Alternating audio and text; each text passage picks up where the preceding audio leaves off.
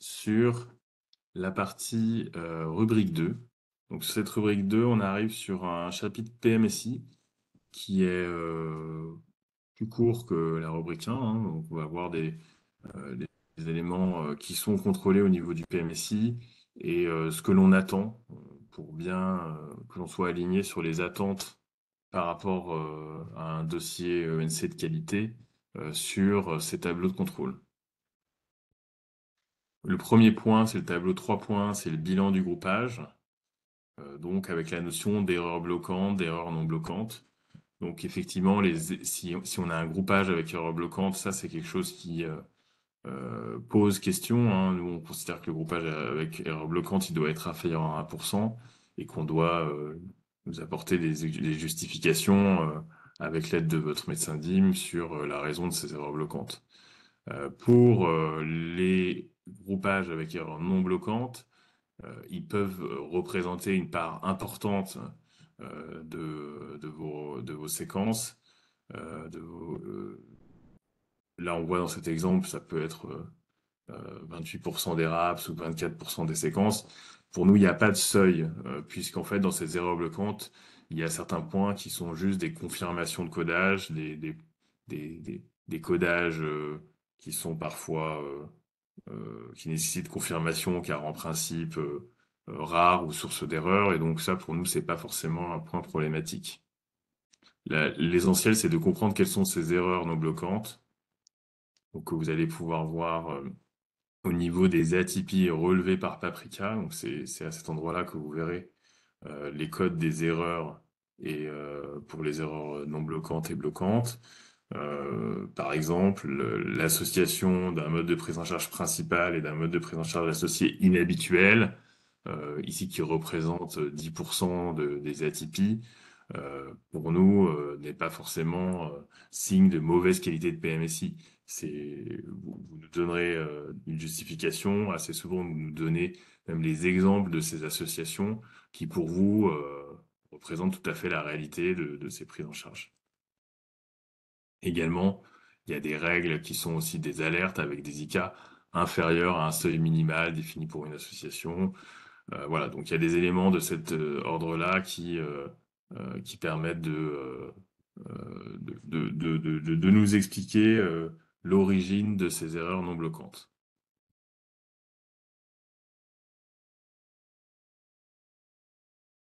On a ensuite l'exhaustivité de l'activité. Donc là, l'intérêt de ce tableau, c'est de nous parler un petit peu de l'évolution de l'activité de l'année qu'on est en train d'analyser, euh, puisque bien sûr qu'il y a un certain nombre de tableaux de contrôle et d'interprétation qui doivent se faire à la lumière du volume d'activité. Je vous disais tout au début, lorsqu'on va regarder l'évolution des postes de charge, eh bien évidemment, si l'activité a fortement augmenté en nombre de journées, on va avoir un certain nombre de postes de charge qui auront fortement augmenté. Donc là, l'idée, c'est que vous puissiez nous donner un certain nombre d'éclairages, d'évolutions plus ou moins importantes et des raisons de ces évolutions. On a également un focus particulier sur les journées en EHPAD, puisqu'on sait que sur ces journées en EHPAD, on peut avoir des éléments au séjour, soit en termes de nombre de passages, soit en termes de charge au domicile, qui sont parfois un petit peu différents des domiciles autres que les EHPAD. Et donc, à ce titre, on doit comprendre si dans certaines atypies, on retrouve des séjours liés au lieu de prise en charge EHPAD. Donc, là, en particulier, on a voulu éclairer la notion de sans charge au domicile, puisqu'on avait remarqué que dans certains cas, en particulier en période de crise Covid, on avait un nombre un peu plus important de séjours sans charge au domicile pour des patients pris en charge en EHPAD. Donc là, en tout cas, c'est ce que vous permettra d'appréhender ce type de tableau. Donc l'idée, c'est que vous puissiez voir dans la dernière colonne le taux de patients sans charge au domicile pris en EHPAD. Là, par exemple, c'est 27%. Et de voir par rapport au taux de l'ensemble de vos patients sans charge au domicile, tous lieux confondus, eh bien, pour voir si, il y a une surreprésentation, par exemple, des EHPAD qui expliquerait que les sans charge au domicile sont essentiellement en EHPAD. Après, ça sera à vous aussi nous apporter des explications sur pourquoi est-ce que ces patients sans charge au domicile, quel type de prise en charge, comment c'était organisé, euh, pour expliquer qu'il n'y ait pas de charge au domicile.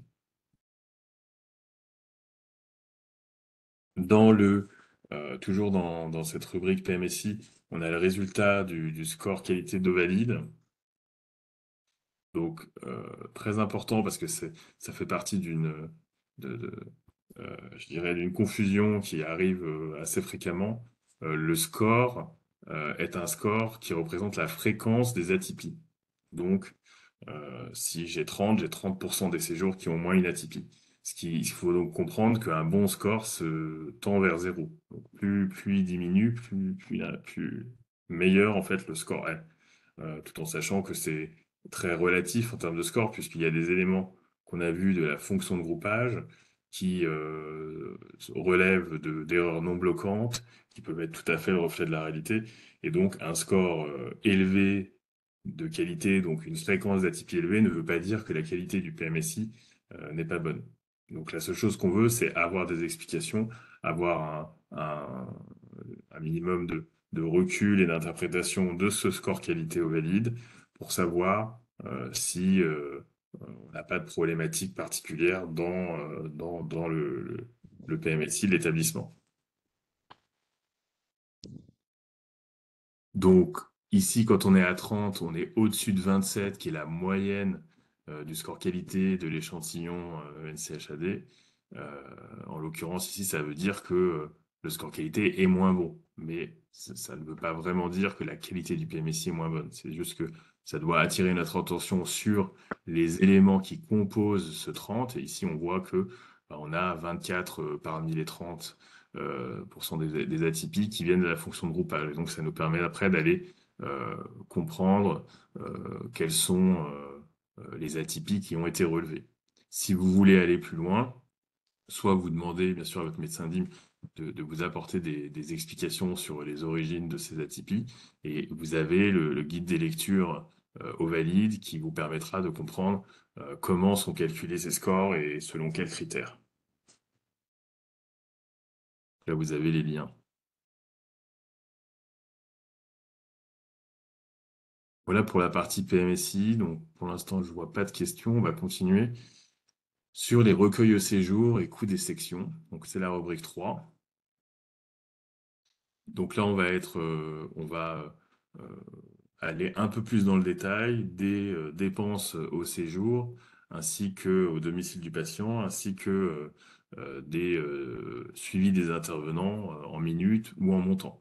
On a vu vraiment l'étape de base, c'est de voir les taux de suivi de ces dépenses. Et là, on va aller un peu plus en détail dans l'analyse des fichiers Aramis que vous avez transmis, qui vont nous permettre d'obtenir de détecter différentes atypies, ou en tout cas d'avoir un avis sur la qualité de ces recueils à Aramis.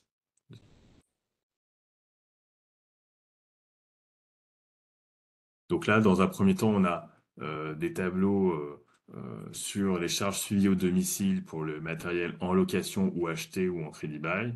Donc on va avoir que on est sur des tableaux qui se ressemblent. Donc l'idée, comment regarder ces tableaux? Qu'est-ce qui est important de voir dans ces tableaux? Ces tableaux, si je prends ici le matériel loué, hein, c'est en général le mode préféré des établissements, et c'est également le mode qui est le plus facile à recenser en général au niveau des fichiers Aramis. On va avoir pour chaque type de matériel loué la notion de la présence des dates et la nature de ces dates, par exemple début et fin de location du matériel. Ça va nous permettre ensuite d'affecter les charges de ce matériel loué sur la bonne séquence et donc sur les bons GHPC. Donc, si on n'a pas de date, eh bien, quelque part, on ne sait pas à quel moment, sur quelle séquence on va affecter ces charges. Et donc, on va là encore être plus imprécis puisque finalement, on va les affecter sur toutes les journées du séjour du patient, alors que ces charges, elles se sont peut-être concentrées sur une séquence bien précise, et donc elles doivent être affectées selon des dates précises de location de ce matériel. Donc là, c'est assez simple. L'objectif, c'est de voir dans quelle mesure les dépenses que vous avez renseignées pour les relier à des séjours ont des dates et que ces dates représentent l'ensemble de soit le plus proche ou atteignent le 100%. Et d'éviter que donc on ait un certain nombre de charges qui soient lissées sur l'ensemble du séjour, mais plutôt qu'on ait une affectation bien précise sur des séquences et des journées bien précises du séjour. Ensuite, l'autre élément qui permet de valider la qualité de ces recueils au séjour, ça va être d'observer le minimum, le maximum, la moyenne et la médiane. Ça va nous permettre de voir que on n'a effectivement pas pris le même montant et qu'on l'a lissé sur tous les séjours de façon un petit peu abusive. Ça va permettre de voir qu'on n'a pas non plus des erreurs d'unité ou des erreurs où à un moment donné, dans le recueil,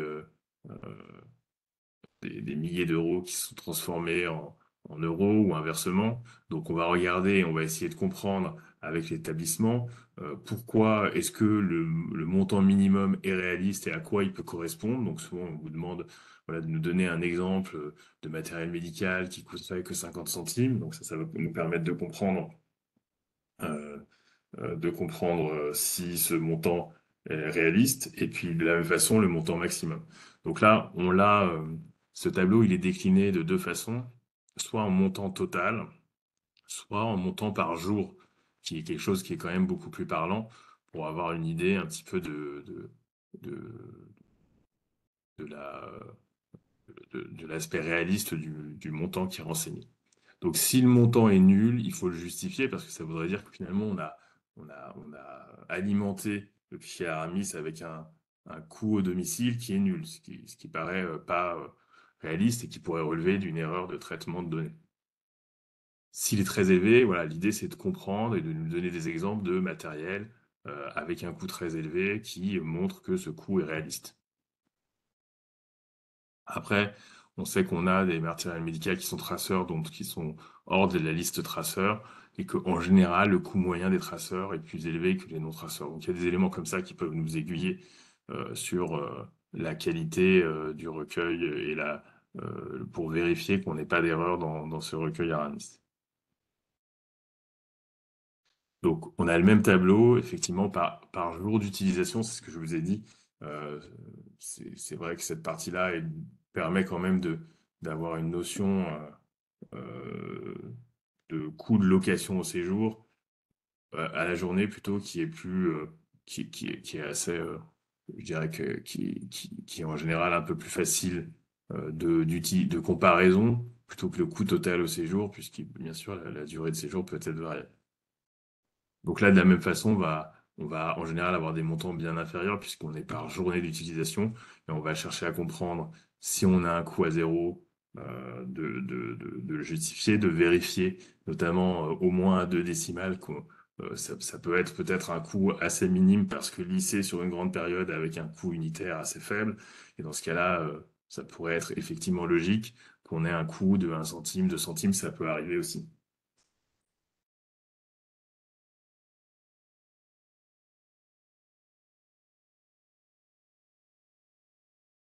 Ensuite, les charges suivies au séjour. Ensuite, on arrive sur les tableaux 7. Hein, donc, je vais vous montrer un exemple. Euh, donc là, c'est la répartition par type de dépenses en jours couverts par la séquence de la livraison ou de la dotation. Ce qui va nous permettre de contrôler ici sur d'autres charges, hein, consommables médicaux, spécialités pharmaceutiques, les sous-traitances, notamment le transport des patients s'il y en a. De la même façon, le minimum, la moyenne, le maximum. Donc on a la même logique et la même attention à voir. Dans certains cas, on voit 0,0, mais il y a des décimales.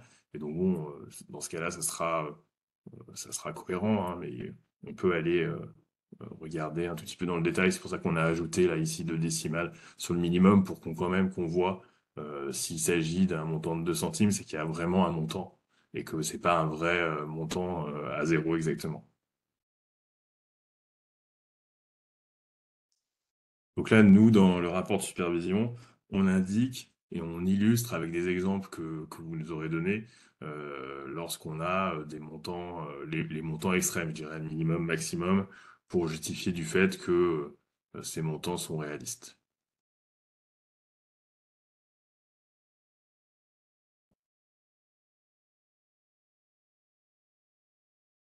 Ici, on va avoir la notion de jour couvert par la livraison.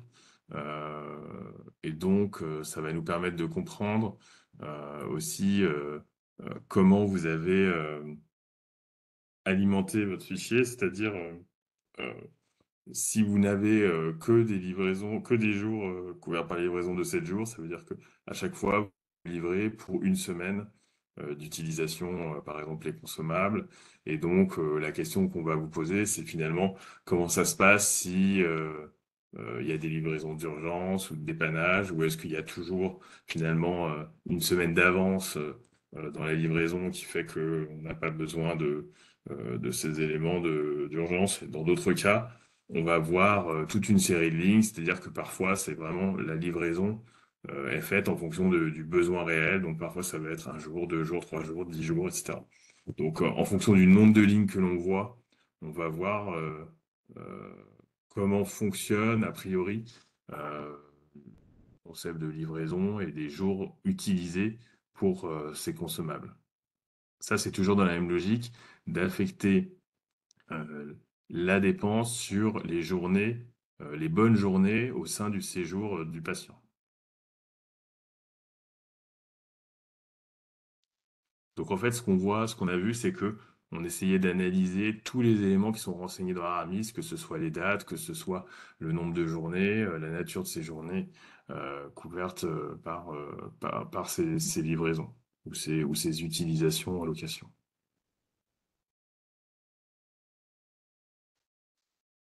Donc maintenant qu'on a vu la partie dépenses au domicile de façon un peu plus approfondie, là on va regarder la partie intervenant de façon un peu plus approfondie. Euh, donc on- pour ça, il faut qu'on ait eu des taux de suivi qui soient relativement cohérents, parce que si les taux de suivi sont pas très bons, eh bien forcément dans ces tableaux on va avoir des choses atypiques. Donc c'est vrai qu'on va attaquer cette rubrique 3 une fois qu'on a fiabilisé les taux de suivi du mieux qu'on peut, euh, et ensuite on va regarder ce qu'on a dans ces éléments-là.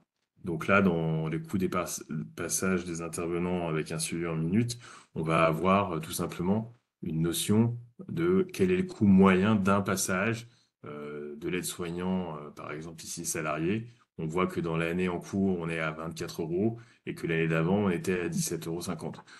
Là, on se dit, si mon coût au passage a augmenté de 39%, eh bien, j'aimerais comprendre quelle en est la raison.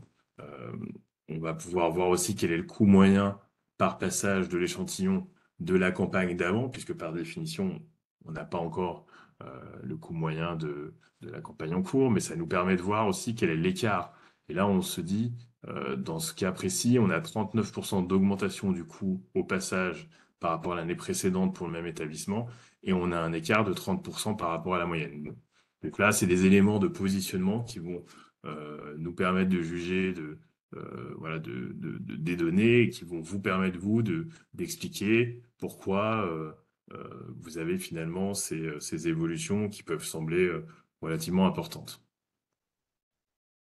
Donc, si vous avez un coût qui s'écarte de plus de 50% du coût moyen de l'échantillon, la cellule va s'afficher en jaune. Et également, si le coût a une évolution de plus de 30% par rapport à l'année précédente, elle va aussi s'afficher en jaune.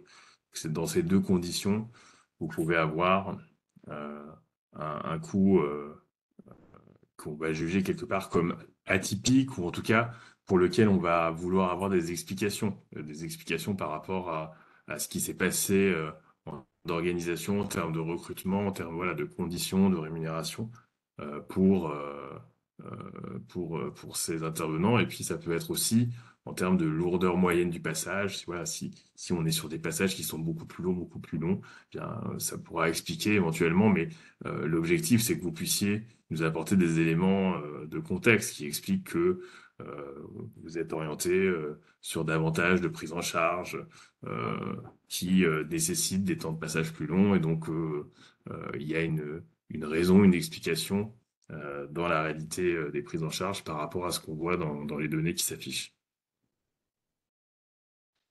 Alors, qu'est-ce qu'on vous conseille si le coût du passage est atypique? L'idée, c'est déjà de vérifier le nombre de passages, de vérifier que le nombre de passages entre Arcane et Aramis est cohérent, hein, c'est ce que je vous disais tout à l'heure. Si on a fait des modifications sur Aramis, mais qu'on les a pas transmises dans Arcane, donc l'idée, c'est déjà de bien valider ce nombre de passages, et puis de voir comment le nombre de passages entre l'année N et N-1 évolue, et si là-dessus, on est bien sur quelque chose qui semble cohérent. Ensuite, de regarder le coût horaire. Donc on a un autre tableau qu'on va voir après qui nous donne le coût horaire et donc qui gomme la variable qui est la durée de passage. Puisque si vos durées de passage ont explosé, eh bien par définition, à coût horaire identique, le coût par passage va augmenter. Donc l'idée c'est de pouvoir vérifier ce coût horaire et puis l'autre élément, c'est de vérifier la ventilation de la masse salariale dans Arcane, entre la section domicile et transport, voire si la section BCMSS, s'il y en a, par exemple pour les temps de coordination, comme on a dit tout à l'heure. Euh, donc ça, c'est les éléments qu'il faut vérifier pour pouvoir vérifier qu'il n'y ait pas de correction à faire, et sinon d'expliquer dans la réalité pourquoi on a eu ces évolutions-là de coût par passage.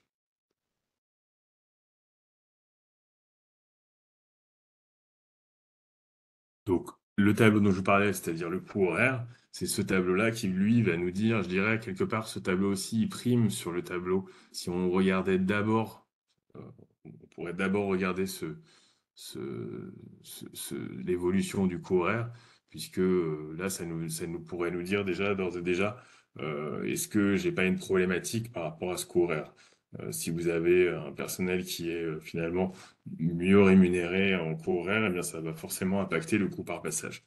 Donc, donc ça, c'est de la même façon, on va pouvoir comparer d'une année sur l'autre le coût horaire et on va pouvoir le comparer à l'échantillon. Donc là, on sait qu'il y a aussi des disparités régionales ou de situations sur lesquelles le coût horaire des personnels va avoir des variations qui peuvent être importantes. Donc en tout cas, les deux éléments qu'on va regarder, c'est l'évolution et la comparaison au coût horaire moyen de l'échantillon de l'année d'avant. Donc là, la logique, c'est de vérifier si le coût horaire semble atypique, déjà de vérifier le nombre d'heures dans Arcane hein, pour ces personnels, et puis de voir aussi la ventilation entre la section domicile et transport, hein, et éventuellement les sections BCMSS. Donc même recommandation que sur le précédent tableau.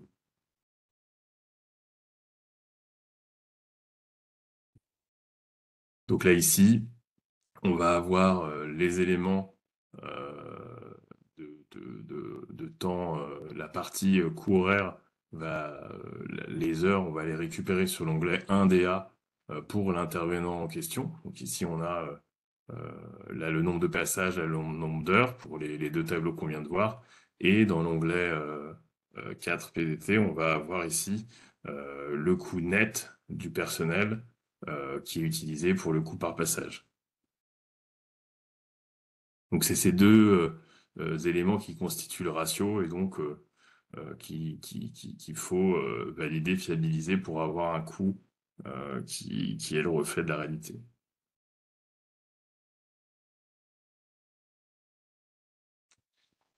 Donc ensuite, un petit peu de la même façon qu'on a regardé comment se distribuaient les coûts des dépenses au domicile du patient, là on va regarder comment se distribuent les minutes dans le recueil Aramis. Donc, quel est quelles sont les valeurs extrêmes? Le passage le plus court, il a duré combien de minutes?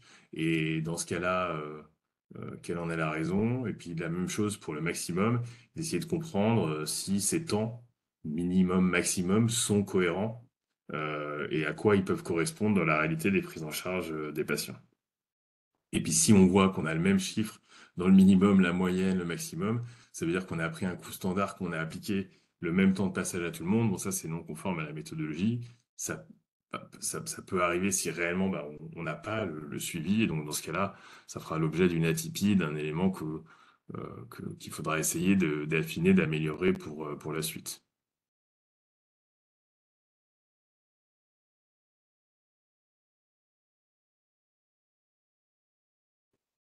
Ensuite, on arrive sur les suivis des intervenants au domicile pour ceux qui sont suivis en montant. Donc là, forcément, on n'a plus les éléments horaires, mais on va être sur des coûts par passage. Donc là, c'est vraiment exactement la même logique, hein. Donc, on se compare coût du passage par rapport à la période précédente, coût du passage par rapport à l'échantillon, et on veut comprendre pourquoi on aura eu, pour ceux pour lesquels on aura une évolution de 50% par rapport à l'échantillon ou de 30% à l'année précédente, comprendre quelle est la cause en fait de cette évolution.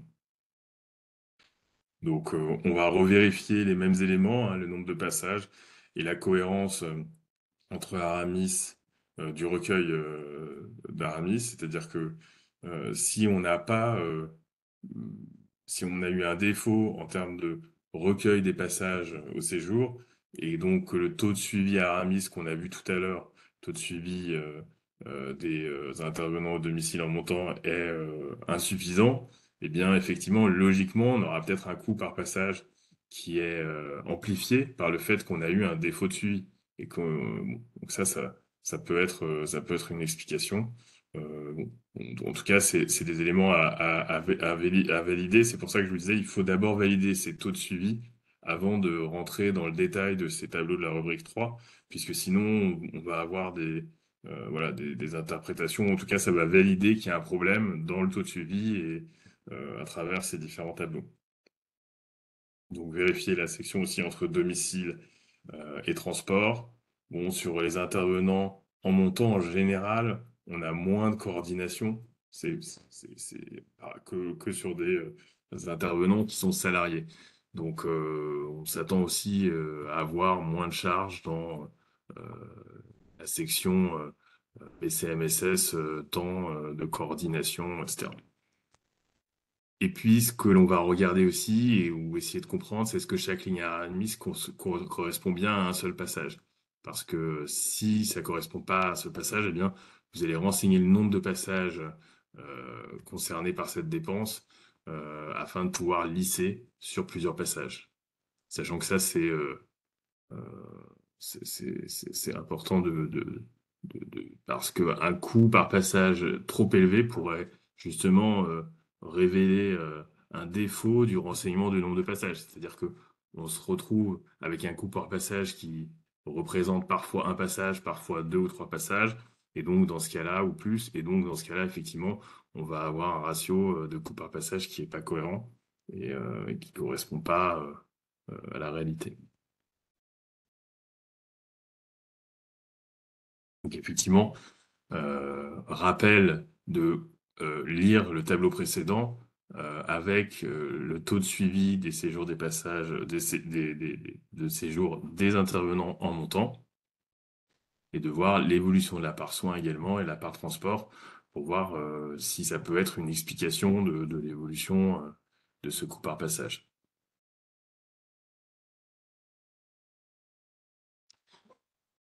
Répartition des dates fournies. Donc là, de la même façon, c'est d'avoir des informations sur les dates pour les passages des personnels suivis en montant afin d'affecter la charge sur la bonne période du séjour.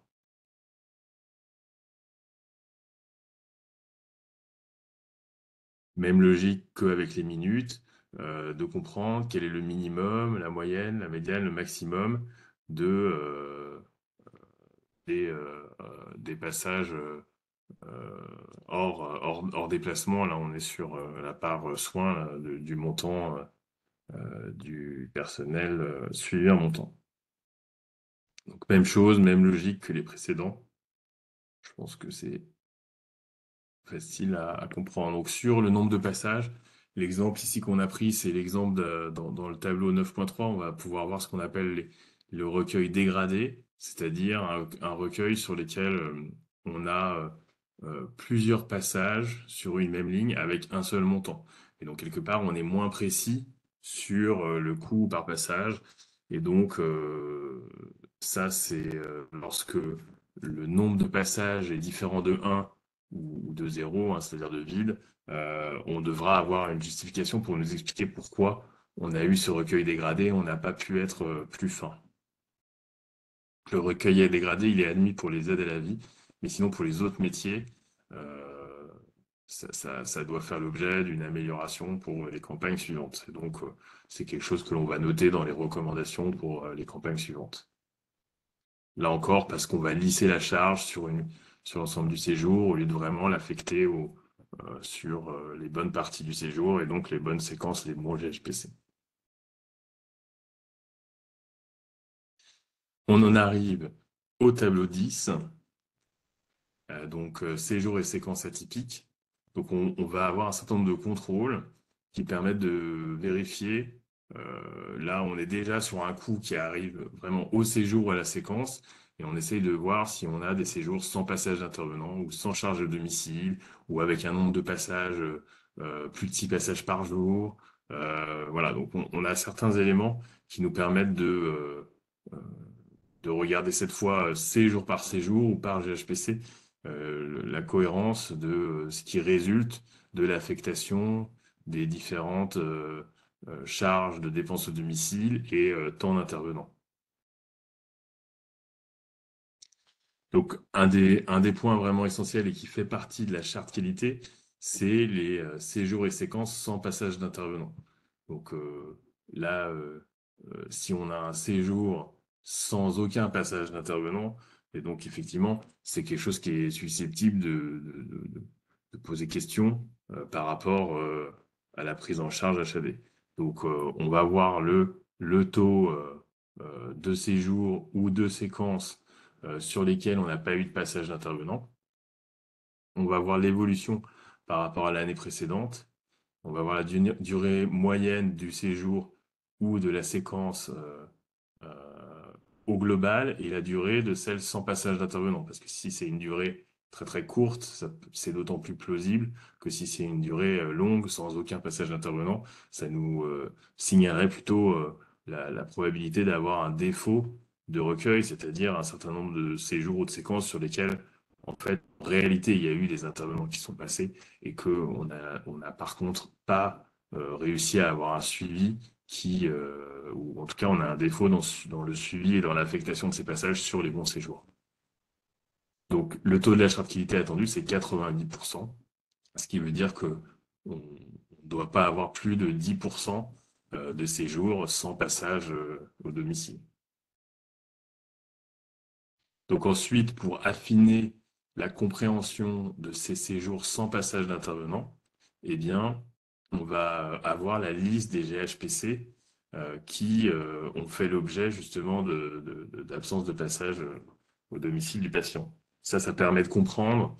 Il y a certaines typologies de traitements sur lesquels on peut effectivement expliquer sur une durée courte de ne pas avoir de passage d'intervenant.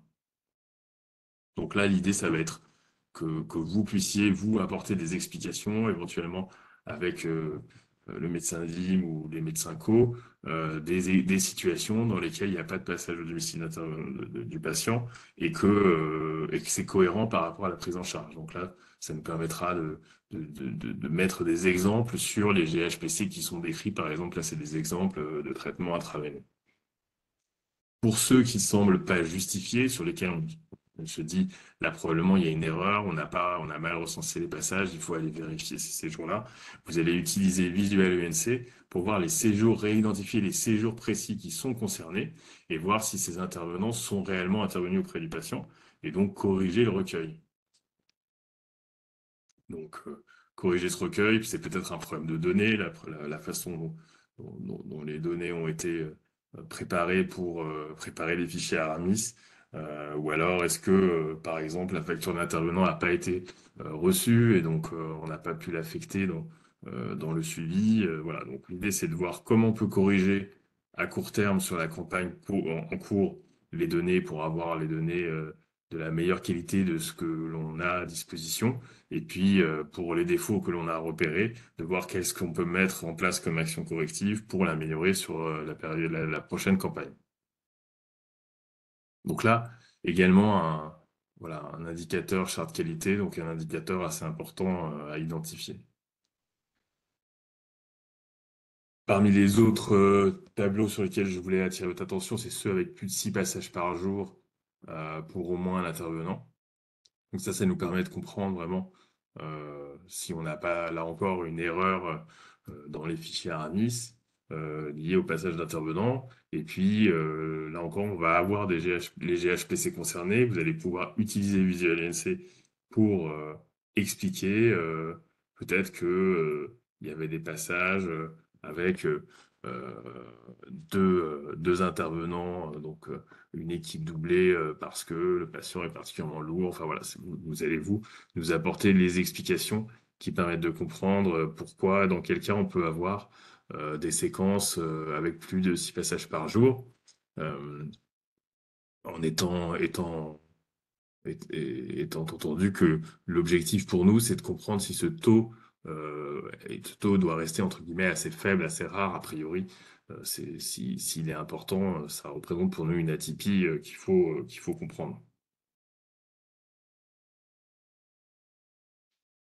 De la même façon, on va avoir les journées avec plus de 6 heures de soins d'intervenants pour les intervenants suivis en minutes. Donc là, c'est la même logique quelque part de patients sur lesquels il y a un temps extrêmement lourd et de comprendre si on n'a pas une problématique ou en tout cas dans quel cas on peut avoir des journées avec un temps de plus de 6 heures auprès du patient. Donc on va avoir notamment, ça va nous permettre de voir aussi également les journées qui sont mono-intervenants. Euh, Ici, dans ce cas, on a 12% qui sont des journées euh, mono-intervenants. Le nombre moyen d'intervenants différent par journée également, avec un nombre supérieur à 6 heures. Donc ça nous permet voilà, de qualifier, de comprendre un peu mieux dans ce à quoi peut ressembler les séjours avec ces temps d'intervenants très importants à la journée. Même logique que sur les atypies précédentes. Donc là, on arrive ensuite sur euh, maintenant, on change un petit peu de sujet, hein. Euh, on a vu ces affectations de passage et de dépenses au domicile du patient. Là, on est sur les fonctions support des activités HAD. Donc, notamment sur les sections de bilan de coordination médicale et sociale des soins. Donc, c'est ce qu'on appelle la BCMSS. Cette section, elle est composée de plusieurs sous-sections, une section pour les médecins et infirmiers coordinateurs, une section, justement, on en a déjà parlé, pour les charges d'intervenants qui sont habituellement au domicile pour les temps de coordination. Enfin, une section assistante sociale, une section personnel autre. Donc là, vous avez toute une définition qui euh, vous permet d'affecter les temps des professionnels dans ces différentes sections ou des codes-parts de temps, notamment sur la partie temps de coordination ou personnel autre. Donc ça, c'est des éléments qu'il faut fiabiliser dès le début dans vos ventilations.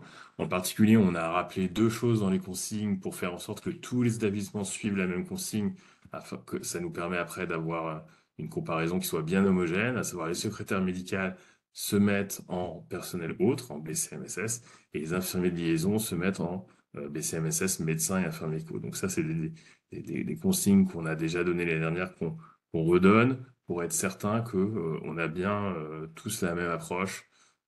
Dans certains cas, certains établissements mettaient les secrétaires médicales en accueil et gestion des malades ou des choses comme ça. Donc là, l'objectif, c'est vraiment d'avoir cette affectation identique pour tout le monde qui permet chaque année voilà, de voir l'évolution de ces coûts de section à la journée d'une année sur l'autre et également de les comparer à l'échantillon. Alors, selon votre mode d'intervention, selon la façon dont vous êtes organisé, les coûts vont être assez différents, puisque vous voyez que on compare effectivement votre coût par jour de ces différentes sections par rapport à l'échantillon, mais selon votre organisation, selon votre taille, selon le fait que vous ayez recours plus ou moins à des salariés ou à des libéraux ou à des prestataires, bah, votre profil va beaucoup changer. Selon les besoins aussi de votre patientèle, certains vont avoir des coûts au niveau assistance sociale beaucoup plus importants que les autres, selon aussi vos capacités parfois à remplir des postes vacants. Bon, certaines fois, le poste a été vacant une partie de l'année, donc euh, eh bien le coût va baisser, va être peut-être bien inférieur à la moyenne des autres. Euh, Notamment un des postes sur lesquels il y a souvent des grosses variations, c'est les charges pour les temps de coordination. Si vous faites appel essentiellement à des prestataires ou des libéraux, vous allez avoir très peu de charges de temps de coordination, puisque par définition, c'est une organisation où vous avez beaucoup moins de temps de coordination, mais auprès à relever dans ce cadre-là. Donc souvent, ça peut expliquer en tout cas les écarts. Après, il y a la taille aussi qui compte. Dans certains cas, des structures vont avoir des ratios, notamment sur la section médecin infirmier éco, qui peut être très variable selon la taille, selon que ils vont répartir la charge sur plus ou moins de journées. Ça peut être aussi un point qui peut rentrer en ligne de compte.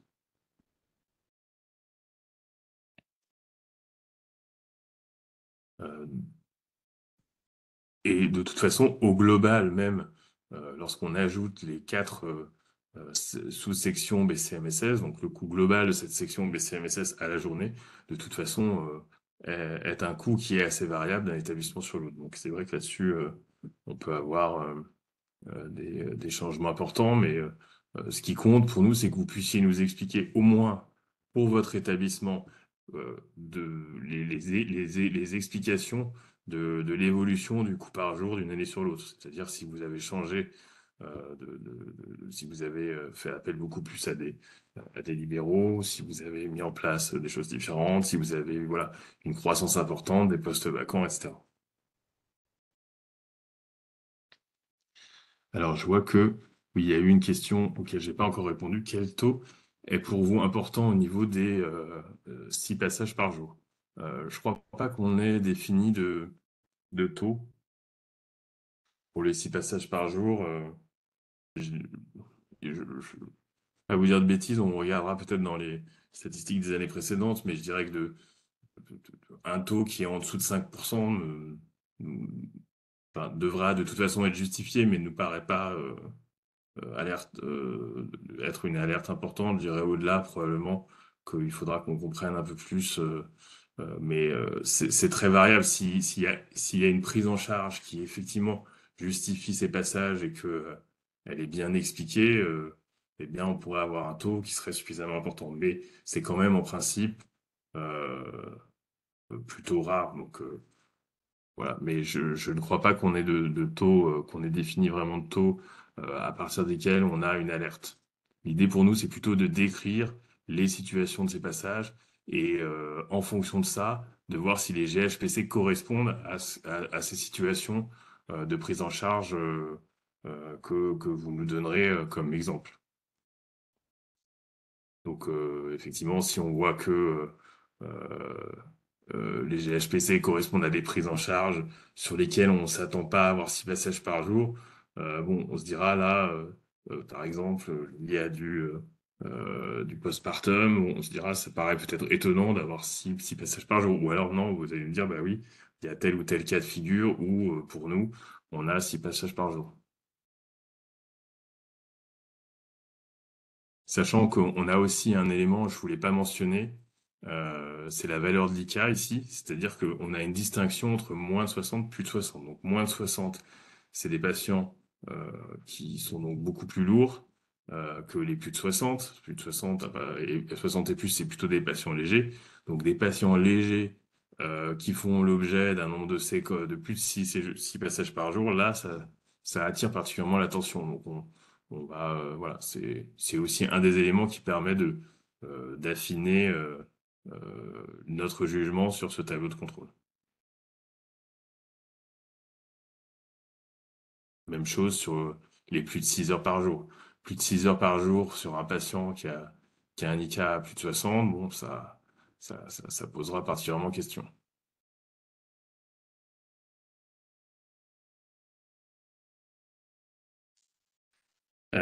Voilà pour la question. Ensuite, on arrive sur le coût transport. Donc, ce coût transport, en fait, on en a déjà un petit peu parlé, mais l'idée, c'est de quand même s'assurer qu'on a un coût de transport qui est cohérent, puisque les taux cibles de suivi, on a vu qu'on les calculait sur les temps de soins, donc hors transport. Donc, on a besoin de s'assurer qu'on n'a pas des coûts de transport qui auraient des montants qui sont pas réalistes. Donc, on va regarder quel est le coût de transport par passage. Euh, donc là, c'est pour des intervenants suivis en minutes, mais on a la même chose pour les suivis en montant. Et on va essayer de comprendre de quelle manière, pourquoi ce coût par passage a une évolution ou pas importante. Il faut aussi rapporter dans l'analyse de ces coûts par passage le nombre de passages. Là par exemple, dans la première ligne, on n'a que 35 passages d'infirmiers intérimaires en année N et on en a 24 en année N-1. Donc là, en fonction des déplacements, des lieux, on va être très dépendant des lieux, des déplacements qui ont été faits pour les patients concernés. Et on pourrait, avec un petit nombre de passages, avoir un écart très important, comme c'est le cas ici, mais qui finalement n'est pas du tout une problématique. C'est juste qu'on est sur un nombre de passages tellement faible qu'il n'est pas vraiment représentatif d'une moyenne qui mérite d'être comparée avec l'année précédente ou avec l'échantillon.